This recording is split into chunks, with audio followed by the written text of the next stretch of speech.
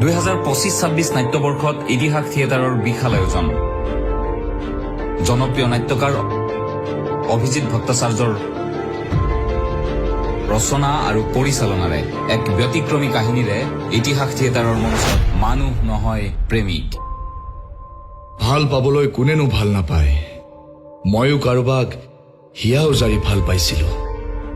সেই ভাল পাই মোক উন্মাদ কৰি থৈ গ'ল, মোৰ পৰা সৰ্বস্ব কাঢ়ি লৈ গ'ল। মই এতিয়া এজন সৰ্বশান্ত মানুহ।